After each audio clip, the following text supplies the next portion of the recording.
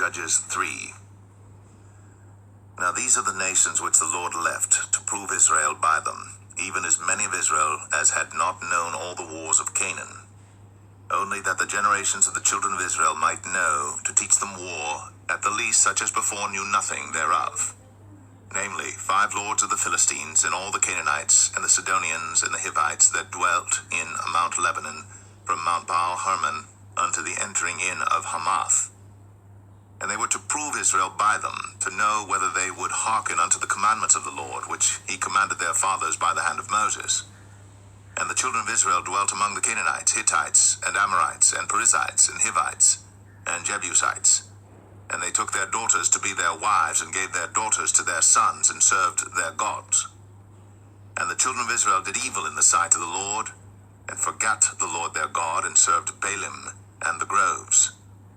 Therefore the anger of the Lord was hot against Israel, and he sold them into the hand of Chushan Rishathaim, king of Mesopotamia.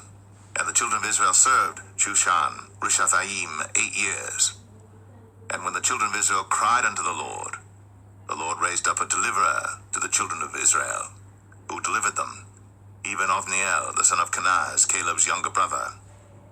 And the Spirit of the Lord came upon him, and he judged Israel, and went out to war. And the Lord delivered Chushan Rishathaim, king of Mesopotamia, into his hand. And his hand prevailed against Chushan Rishathaim. And the land had rest 40 years. And Othniel, the son of Kenaz, died.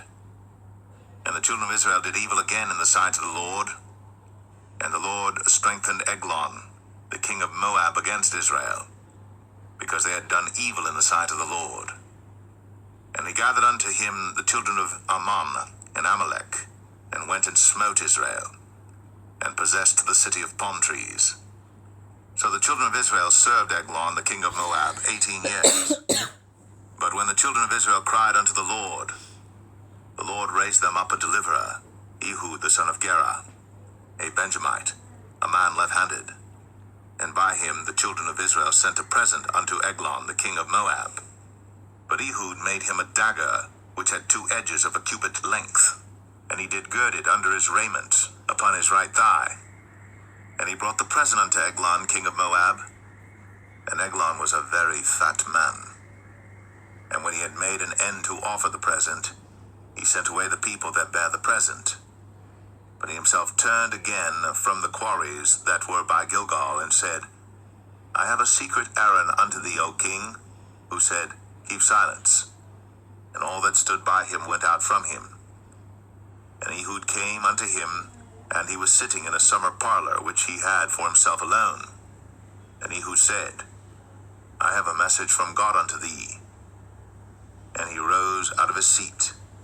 And Ehud put forth his left hand, and took the dagger from his right thigh, and thrust it into his belly.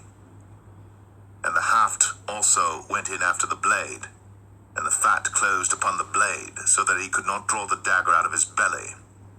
And the dirt came out. Then Ehud went forth through the porch, and shut the doors of the parlor upon him, and locked them.